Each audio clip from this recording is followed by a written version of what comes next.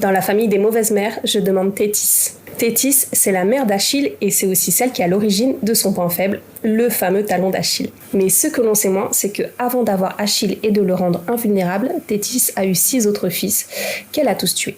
Je crois que je peux mettre cette histoire dans ma série de vidéos sur les femmes qui ont commis des crimes. Thétis, c'est une nymphe immortelle qui a été mariée au mortel Pélée. En fait, il existait une prophétie selon laquelle le fils de Thétis surpasserait en tout point son père.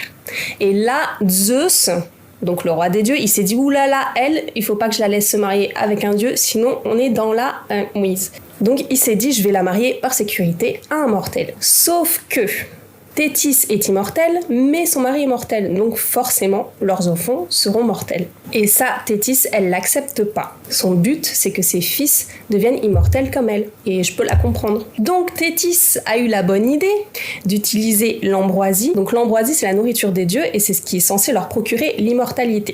Et lorsque son premier fils naît, Thétis, elle prend de l'ambroisie, et non, elle lui donne pas à manger, elle le tartine. Enfin, elle lui applique de l'ambroisie sur le corps.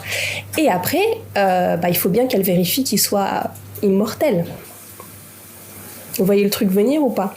Donc elle prend son fils et elle le plonge dans le feu. Et manque de peau, il était mortel. Mais ça ne s'arrête pas là. Deuxième fils, pareil, tartine d'ambroisie, plonge dans le feu, bam. Troisième fils, tartine d'ambroisie, dans le feu, bam. Et ainsi de suite jusqu'au 6e fils. Et là, enfin, quand le 7e fils Achille naît, Pélée se réveille enfin et dit à Thétis « arrête tes bêtises, là, tu es en train de tuer tous nos fils, ça suffit, t'as bien vu que l'ambroisie marchait pas. » Mais pourquoi il a pas dit ça avant ? Et donc là, lui vient une autre idée à Thétis. Elle dit « Bon, ok, je peux pas rendre mes fils immortels, donc je vais les rendre invulnérables. » Et pour ça, elle se dit, elle va plonger Achille dans le Styx, donc c'est le fleuve des enfers qui est censé protéger la vie. Sauf que, logiquement, quand on plonge un bébé dans l'eau, c'est pas peut-être la première, on lui met d'abord les pieds, on est d'accord. Maintenant, Thétis, elle le prend par le talon droit et elle le plonge dans le Styx. Donc ça a fonctionné, Achille est bien invulnérable, à part au niveau du talon droit par lequel le tenait sa mère. Et c'est pourquoi, lorsque ce héros invincible a reçu une flèche dans le talon, il en est mort.